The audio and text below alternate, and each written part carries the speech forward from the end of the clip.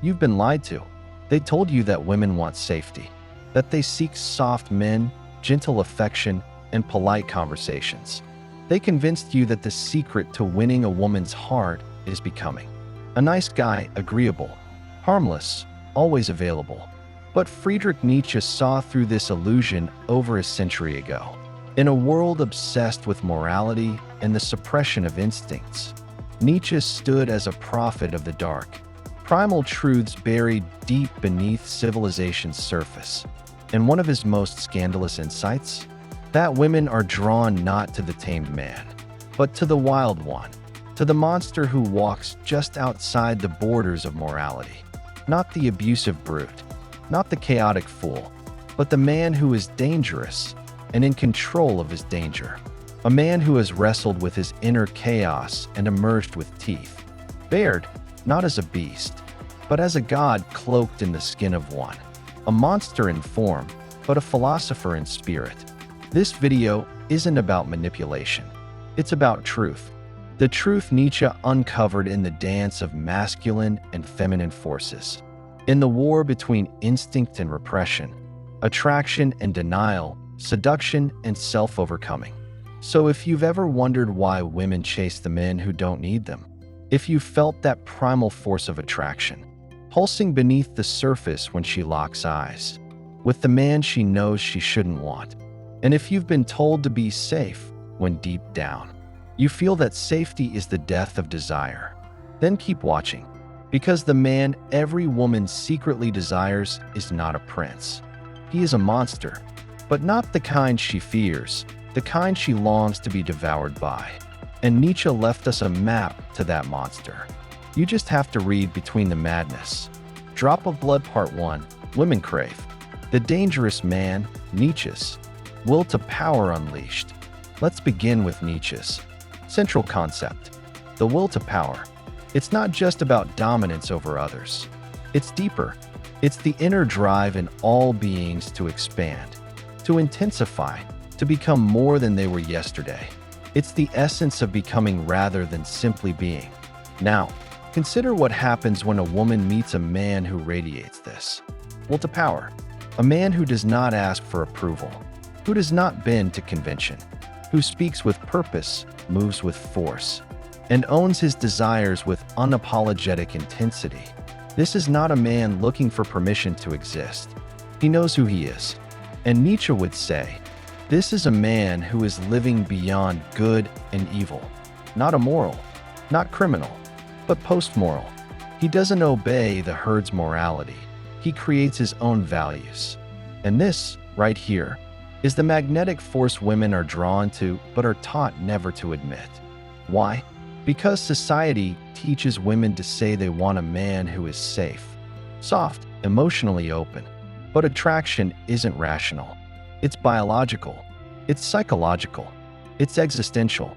A man who has the will to create himself, to define his own path, to burn with purpose, to hold power in his gaze. This man activates a woman's instincts. He doesn't ask for desire. He awakens it. In her core, she senses something ancient, something untamable, something other. And here's the brutal truth Nietzsche whispers behind the curtain. Women are not attracted to goodness. They are attracted to greatness. And greatness is always dangerous. The dangerous man Nietzsche describes is not reckless. He is controlled danger. A man who has integrated his shadow, who knows his rage but doesn't unleash it without purpose, who can conquer but chooses when to do so, who does not kneel to win her, and thus, paradoxically, is the one she wants to kneel before. This isn't a game. It's a psychological law. A woman's desire is a test of strength, not just physical strength, but existential strength. The nice guy doesn't fail because he's kind. He fails because he is afraid of his own power. He hides his chaos, buries his ambition, neuters his instincts in hopes of being loved. But a woman does not want to love a man who fears himself.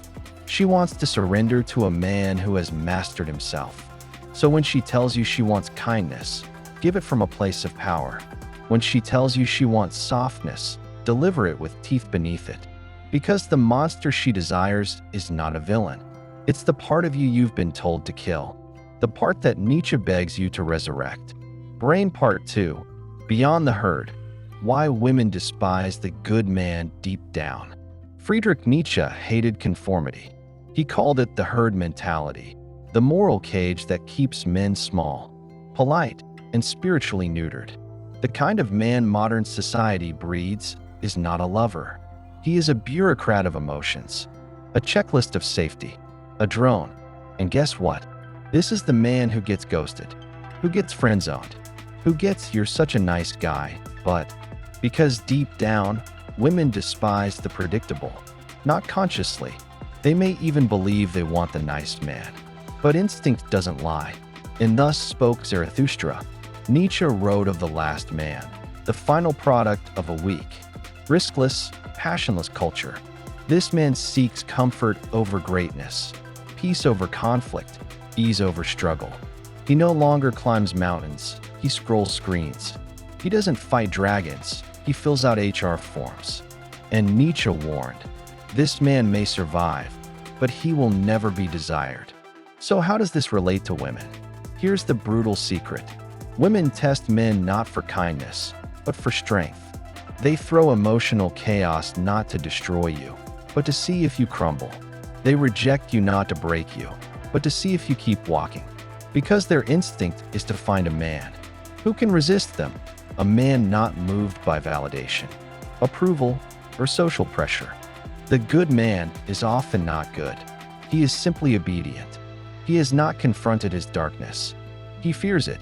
And what is feared becomes repressed. And what is repressed becomes weak. Nietzsche would say, you cannot be truly good until you have stood face to face with your capacity for evil and chosen not to act on it out of strength. That is where true masculinity lies.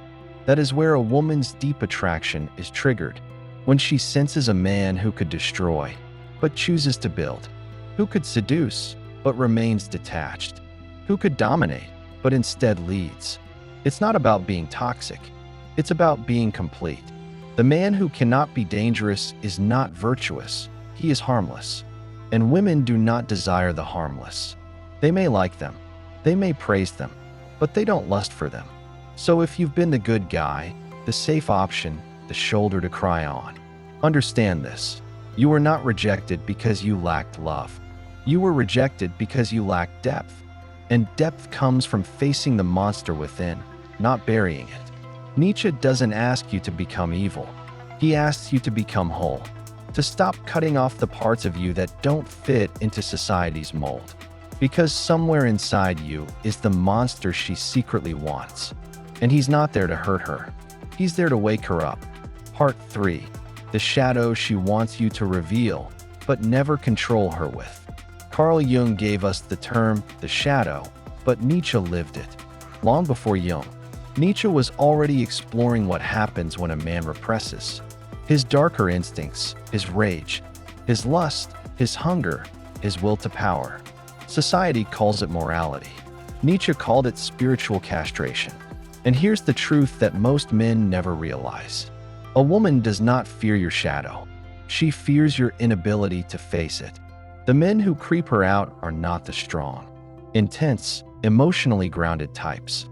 It's the ones who are smiling too much, always agreeable, always censoring themselves, because that man has buried his shadow so deep that it leaks out in distorted, weak, or manipulative forms. Women are biologically attuned to detect inauthenticity. It's survival. And when a man hides his darkness, she knows something is off. Not because he's too good, but because he's not whole. Nietzsche believed that to become powerful, a man must embrace the chaos within and transform it into strength. Not to indulge it blindly, but to integrate it. This is the man who makes a woman's heart race, even when he says nothing, because she can feel it.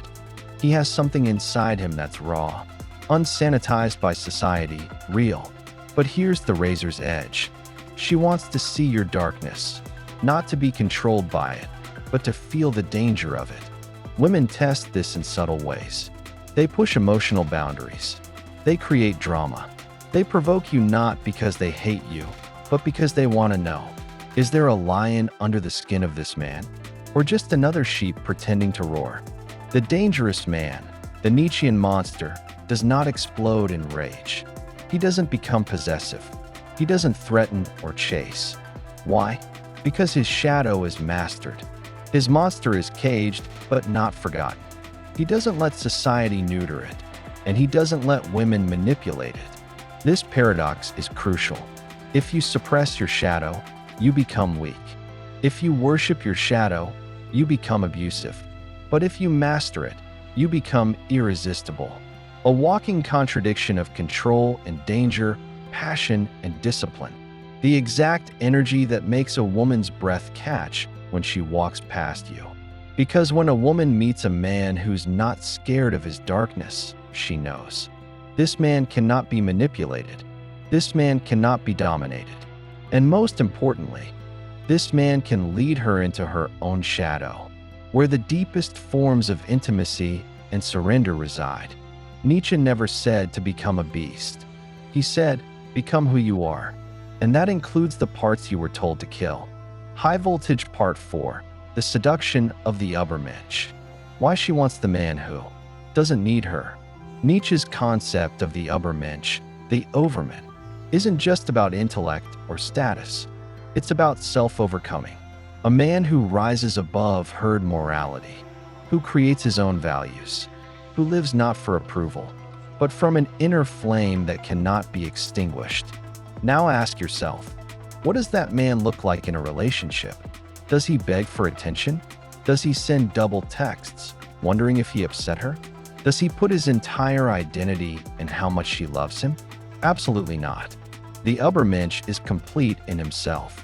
His life has meaning beyond her, beyond romance, beyond validation. And paradoxically, that is exactly why she can't stop thinking about him. Modern men are taught to chase women, to make her feel special, to prove their worth, to apologize for their desires. But Nietzsche saw this as a decay of masculine energy, a fall from the mountain into the valley of neediness. And here's the irony. A woman doesn't want to be the center of your world. She wants to orbit around a man whose world is already alive without her. Think about it. The men women obsess over are not the ones who begged. They are the ones who were indifferent to being chosen. Not because they're cold, but because they're already fulfilled. They are not seeking a woman. They are inviting her into a world she cannot find anywhere else. This is not detachment. This is mastery. The Übermensch seduces not with tricks or lines, but with presence. His gaze isn't hungry. It's knowing. His touch isn't desperate. It's commanding. He is not overwhelmed by her beauty, because he sees through it to something deeper. And in doing so, he pulls her into an emotional dimension she didn't know she craved. She may say she wants a romantic, a listener, a guy who caters to her every whim. Part 5. Her attraction is a test, and most men fail it before they even begin. Friedrich Nietzsche believed that life is a series of tests, not rewards. The weak look for comfort. The strong embrace trial. And when it comes to attraction, women are nature's most honest examiner of a man's strength. You've seen it. She cancels plans last minute. She goes cold after seeming hot. She posts something provocative just after ignoring your message. It feels personal. It feels cruel. But Nietzsche would tell you, it's not about you. It's about your reaction. The feminine is the test. The masculine is the response. And she's not testing to hurt you. She's testing to see you. Because at her core, a woman doesn't want to lead. She wants to know, can this man lead himself when I create chaos? Can he remain centered, calm, and undisturbed when I am unpredictable, emotional, and wild? And most men fail. They react emotionally. They chase. They become bitter. They try to prove their worth. But all of this reveals one thing. He is not in control of himself. And if he cannot control himself, how can he lead her? How can she surrender to a man who falls apart at her slightest provocation? Nietzsche believed the highest. Man is one who can withstand suffering, not with numbness, but with meaning. He takes chaos and makes it into music. He takes rejection and transforms it into clarity. He takes the test and doesn't flinch. This is what makes the Nietzschean man so rare. He does not beg. He does not collapse. He watches. He understands. He decides. She tests. He observes. She withdraws. He does not chase. She returns. He welcomes, but from strength, not from starvation. Because to be tested and not react is to be above the test. And this, right here, is what makes him the monster she desires. Not a monster of cruelty, a monster of discipline, of presence, of psychological gravity so deep that no emotional storm can shake him. Most men think women are confusing. Nietzsche would laugh and say they are simply honest, because only a weak man needs clear instructions. A strong man reads the silence, and in that silence, he becomes the myth she never admits she needs. Not the man who passes the test by words, but the one who passes by being unshakable. Part 6. Surrender is her secret fantasy, and only the monster can trigger it. Most men don't understand what women truly want. They think women want to be pleased, complimented, given attention, gifts, and predictability. But Nietzsche would smirk at this, because he understood the deeper truth of human nature. And that truth is this: man's task is to become what he is. Woman's desire is to lose herself in what he becomes. This is not domination. This is archetypal polarity, the masculine and feminine, order and chaos. Nietzsche saw this in the dance of Dionysus and Ariadne. In the ancient mythologies, where the woman doesn't want safety. She wants to feel safe in danger. She wants to surrender, but not to a man who begs for her, not to one who panders. She can only surrender to the one who does not need her surrender. This is the paradox at the core of attraction. A woman wants to choose submission, but only when the man is powerful, enough that her choice is meaningful. And here's what makes Nietzsche's view so dangerous to modern ears. She doesn't want equality in desire. She wants imbalance. She wants to feel overwhelmed, not by cruelty, but by magnitude. She fantasizes about a man who is so deeply rooted in himself, so overflowing with purpose, danger, and masculine intensity, that her only response is to drop her defenses. And she'll never say it out loud, because modern ideology forbids her from admitting that she doesn't want to be the strong one all the time. But in the privacy of her mind, in the depths of her fantasies, she imagines a man who can hold her chaos without flinching, who can enter her soul without asking permission, who makes her feel small in the best way, not degraded, but devoured by something greater than her. That is the Nietzschean man. He does not ask to be desired. He becomes the force that cannot be denied. He is the monster, not of destruction, but of depth.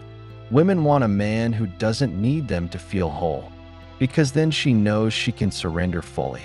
She can rest in his frame. She can finally feel again.